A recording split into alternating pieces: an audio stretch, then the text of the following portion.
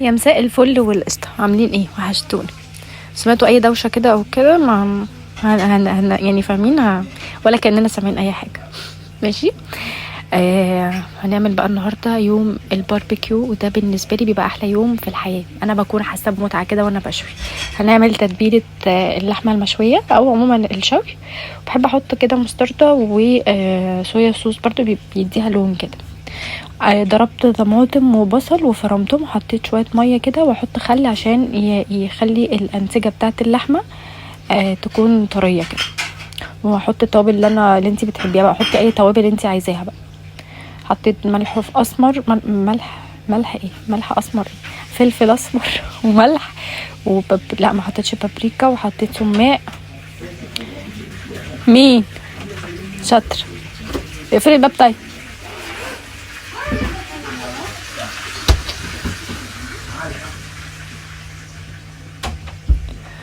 وحطيت كزبره، وهقلب بقى كل ده كده، وهنزل باللحمه. كان عندي لحمه عملتها بالمدق بتاع البفتيك ده، وخليتها كده ناعمه أو يعني رقيقه قوي عشان برضو ما تاخدش تسويه، لان انا بشويها على اللحمه على الجريل. وسبتها حرفيا 5-6 ساعات. يعني عمر كان عنده فرح في اليوم ده. بص دي سمر بتلعب مع مسك بنت رحمه. المره دي انا اللي بعمل مونتاج، وسمر اللي عامله دوشه بره هي وعيالها، بس انا بقول لكم نحطهم بقى في التلاجة. عمر كان عنده فرح، فانا قمت عملت الساعه 5 وهو جه الساعه 1، وفرح واحد صاحبه كده. هتقولوا لي ما رحتيش معاه ليه؟ عشان انتوا كل مره تقولوا لي نفس الكلام. عشان صحابه لسه ما اتجوزوش، فمعهمش مراتاتهم، فانا هروح اعمل ايه في وسط الرجاله دي؟ المهم يعني جبنا حته ليا وهنحطها على اللحمه المفرومه. عندي لحمه مفرومه وحطيت بصل، وهعمل كفته برضو مشويه. يعني مسك بنت رحمه تعبانه يا جماعه، دول لسه واخده التطعيم وعندها سخونيه، وكل ما حد يشيلها يعني توقوق. حط بقى حته اللي هي بتبقى حلوه، والكفته دي بطريقه شوشو قلت لكم عليها كتير وكده. يعني المهم احط عليها فيجيتار. انا بقيت بحط بالحب كده، بالنظر، مش بالحب، بالنظر. يعني انا ببقى مقدره هي بتبقى عايزه قد ايه. احط كزبره برضو، فلفل اسمر وملح. مفروض احط لها شطه. مفروض احط لها بيكنج باودر، بس انا ما لقيتهوش، لقيته خلص عندي. غريبه، اول مره ما لاقيش بيكنج باودر عندي. نظبط الملح. كنت الاول بعملها بالمقدار بالظبط، شوش كانت بعتلي مقدار الكيلو وانا بظبطها بالميزان. فدلوقتي بقيت عارفه عيني بتجيب التتبيله المظبوطه بالظبط، فبتطلع تحفه. هضربهم بقى في الكبه كده واعجنهم كويس كويس لحد ما تبقى ناعمه، وبس احطها برضو في التلاجة تتشمع شويه. وبعد كده هبدأ اصبحها.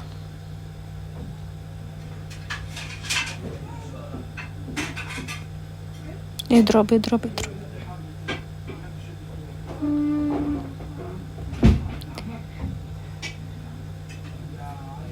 حسيت ان انا محتاجه اعجنها شويه، بس هي لقيتها مش محتاجه تتعجن اصلا يعني. بصوا ناعمه وحلوه ازاي. سيبها بقى في التلاجة برضو 5-6 ساعات. وهصبق. النور قطع عليا ولا ايه؟ النور قطع؟ لا ما قطعش. احنا عند رحمه بنت دعاء، ربنا يرحمها يا رب. متجمعين بقى كلنا، انا وسمر وآية ودعاء دعاء ربنا يرحمها، وآية وخالته وبنات بنات دعاء.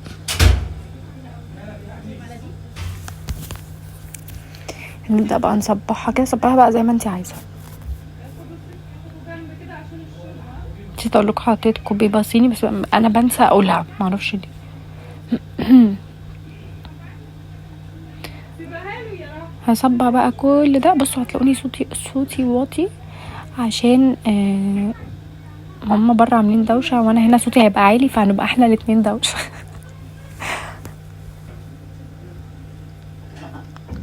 انا رحت فين؟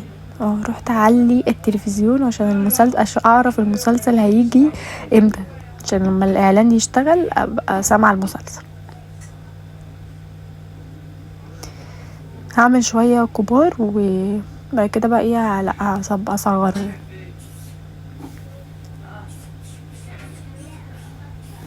مين زيي بقى بيبقى يوم الشوي، انا بحس بمتعه من وانا صغيره حرفيا، وانا بحس بمتعه كده لما بشوي اولع فحم كده، يبقى انا كده مستمتعه. فاقوم يعني كنت زمان لما ماما لما كنت في الجامعه، لما ماما كانت تسافر كان عندي متعه ان انا اعزم صحابي وماما مسافره. ليه بقى؟ عشان انا بقى انا اللي عامله الاكل، متبله الفراخ من قبلها، وابقى عامله لهم انا المكرونه البشاميل والمحشي ورق العنب، ونقعد نشوي بقى فوق على السطح عند ماما. جمع بقى كنا بنبقى بتاع 19 بنت مثلا، صحابي بقى بتوع الكليه على صحابي بتوع المدرسه، وكنت بقى معرفه الاتنين على بعض، وكنا دايما نتجمع سوا، فكانت دي بتبقى احسن حاجه.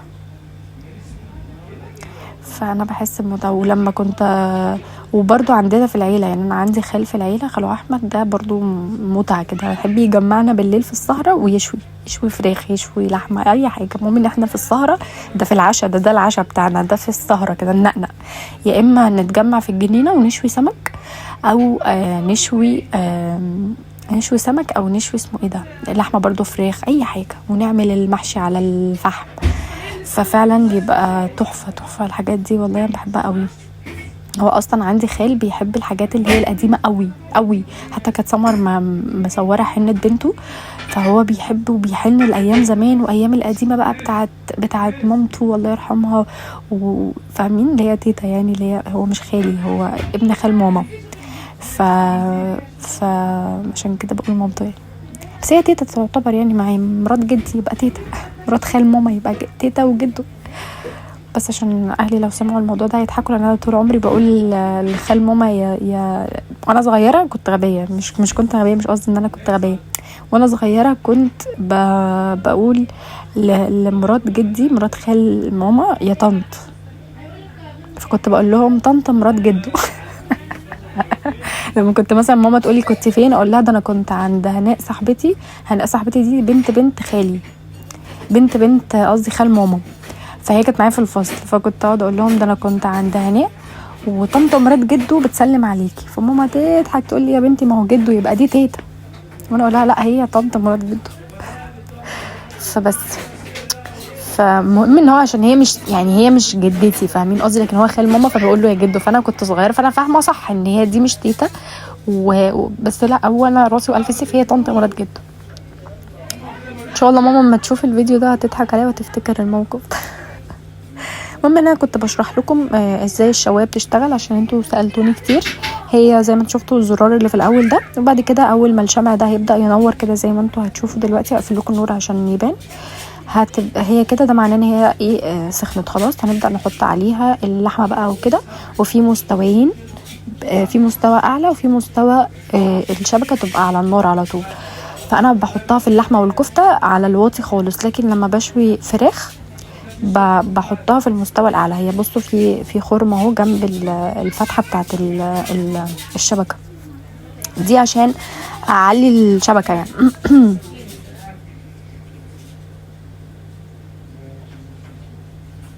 شكل الاكل اتحط، اروح اكل عشان احنا خلاص اتجمعنا، وهجيلكوا تاني. مش عارفه هو تقريبا الاكل اتحط، هيجوا يفتحوا عليا الباب دلوقتي. سمر اللي هتيجي افكركم، بس انا مش هطلع غير لما هي تيجي. هل هتيجي ولا مش ولا هتشتمني؟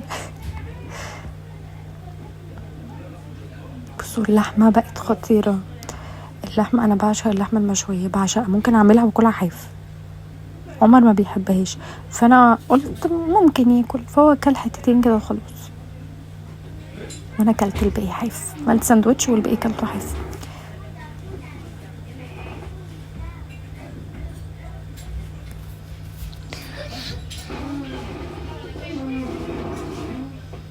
عايزه امسك اللي بيفتح الباب ده ويقفله وارزعه، قال اكيد حد من العيال.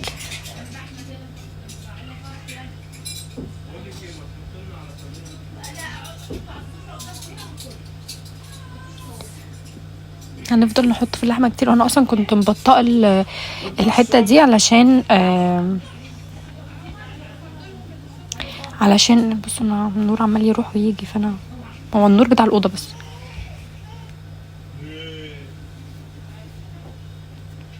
كنت مبطئه الحته دي عشان كنت بتكلم عليها بصوت.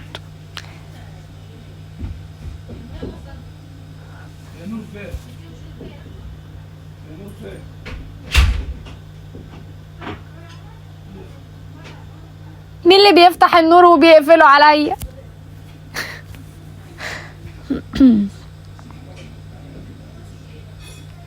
يا بت علي، يا بت سرعي، يا بت الفيديو، يا بت هتشليني والله مش هسرع اي حاجه ومش هوقف الفيديو ولا اعمل اي حاجه.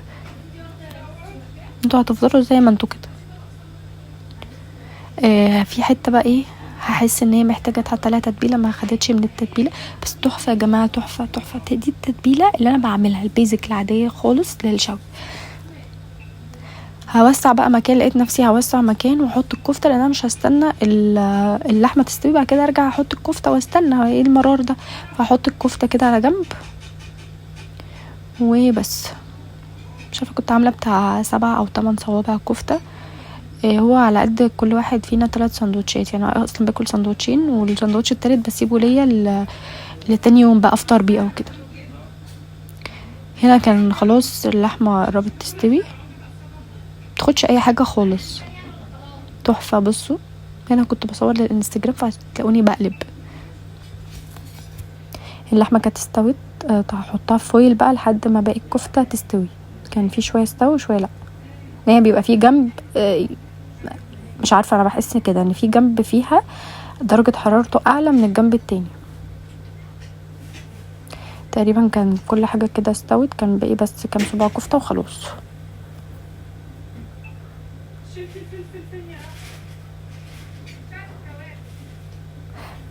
نسيت بقى حته نسوه مهمه جدا، كنت ناويه ان انا اشوي بصل وطماطم وفلفل، افتكرتهم في الاخر، بس البصلايه مش هتتشوي فانا هقطعها زي ما بقطعها طرنشات، وشوينا الفلفل كان خطير، كان سبايسي كده وتحفه.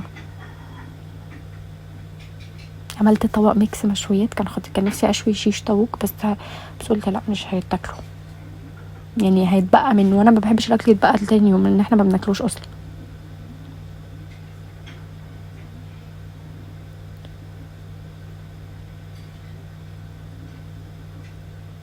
الرغيف ده كان هيجنني. بحب اجيب العيش طازه للمشويات واحطه على الشوايه، برضو الحركه دي بصراحه متعلمها من حماتي، احطه على المشويات كده وياخد من الزيت بتاع الكفته، وبعد كده بقى ايه نحمصه فبيبقى خطير. هنعمل برضو الطحين عادي، توم وفلفل والكلام ده كله، طحين، سلطه الطحين عادي، مفيش اي حاجه خالص. شاهدين بياكلوا بره، محدش فيهم عبرني، هم سألوا بس هم عارفين انا بعمل ايه.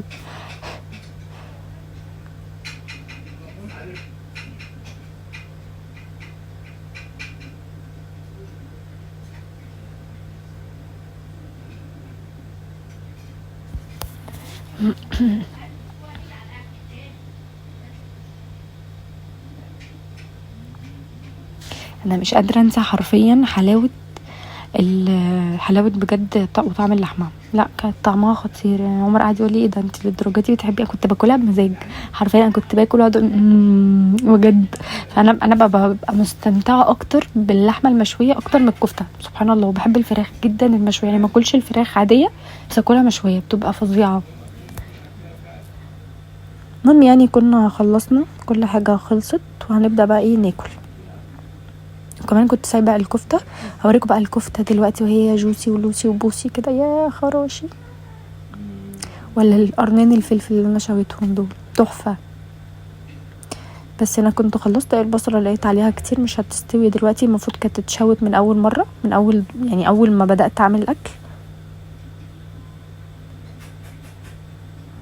واحط برضو سماق واحط فلفل اسمر على البصل بيديله طعم خطير، السماق مع البصل بيكون خطير، بس طبعا السماق عندي خلص فايه حط اخر، فضيت البرطمان حرفيا. من يترك الباب؟ يلا شراكه ماشي جاي. ده كلو جاي. طب ما توقفي التسجيل وبعد كده كل بعد كده ارجعي تاني. ماشي خلصت اخر دقيقتين.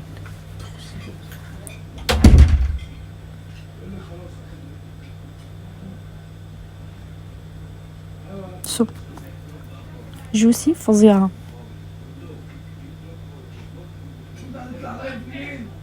خلصت بقى ولا هو مش قادره. لا. بصوا الكفته سخنه بس مش جوسي، فظيعه. هطلع بقى عشان هم عاملين يهزقوني بره وهجيلكوا تاني. الحمد لله يا جماعه كلنا واتغدينا وحلينا وشربنا حاجه حلوه. نرجع بقى تاني. لا طلعتهم سايبين لي اكل. بصوا دي الحركه اللي كنت بقول لكم عليها كده، باخد الزيت اللي على الكفته و بحطه بقى كده. اللي تحت في الشوايه ده دي الدهون اللي بتنزل من الشوي، يعني عشان محدش يقول لي ايه اللي في دي ميه. بحط في الشوايه ميه، وبعد كده بتنزل بقى الدهون دي على العيش بقى. بيبقى متحمص، بنحط طحينه وبصل وبيكون طعمه خطير. هبقى اقول لكم مقادير الكيلو للكفته وجربها. دي طريقه كفته الحاتي، جربوا الفلفل المشوي ده تحفه.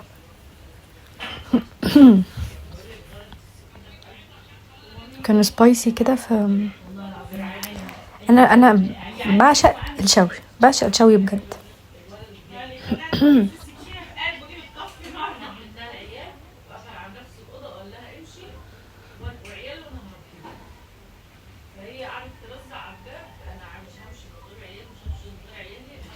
بصوا بقى خلصت كده و زي ما انتم شايفين الفلفل كمان بقى خلاص. نرجع بقى للبصل. بصوا بقى طبق فظيع. طبق ولا والله شايفه اخد الطبق ده على الفيسبوك وهتلاقيه بقى معدي 2000 جنيه. والله بتاع الطبق ده كده معدي مثلا 1000 ونص كده في الحدود دي. وراهنكم ان هو مش هيبقى بنفس السعر ده ونفس بصي الراس. بفتح الفيسبوك لقيته كده في وشي. ف بصي هنسكيب بقى اي صوت عشان ايه النهارده متجمعين مع بعض، فانتوا عارفين سلوى عيلتنا الصوت العالي.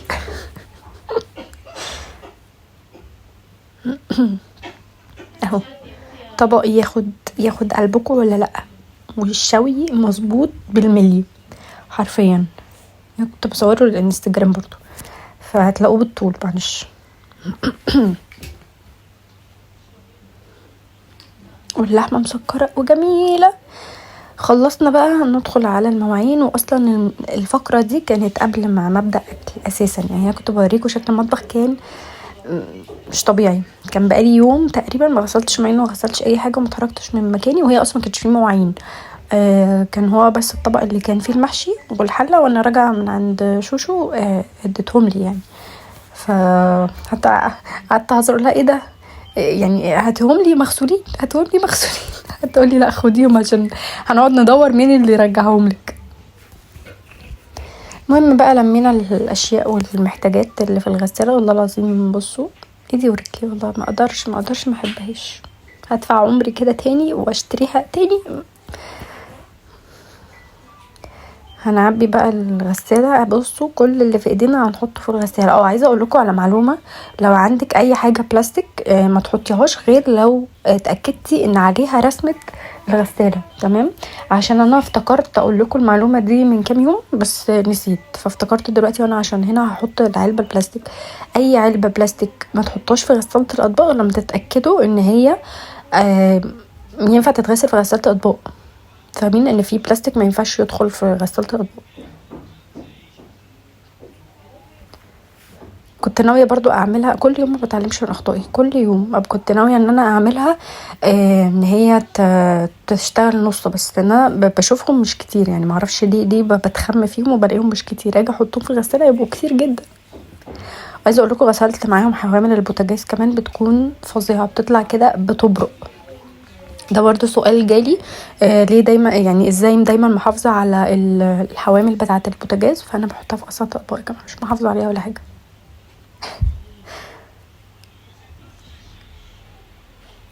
هنزل اتعلم بقى من اخطائي دلوقتي وهحطهم بقى في الرف اللي تحت ده واعملهم دور كامل. هو الانسان كده لازم يتعلم من اخطائه.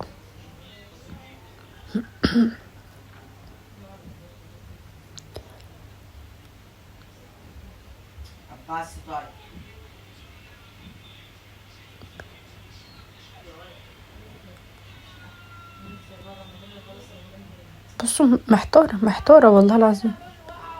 مش عارفه احط ايه تحت وايه فوق، بس لا هو انا على حسب اللي في ايدي، فعلى حسب اللي في ايدي بيتحط فوق بيتحط تحت كده. انا رحت فين بقى؟ المهم احنا كده تقريبا خلصنا، وبعد ما هقفل اصلا الغساله هفتكر الحوامل وافتكر ان في اصلا مكان فيها، فليه ما نغسلهاش.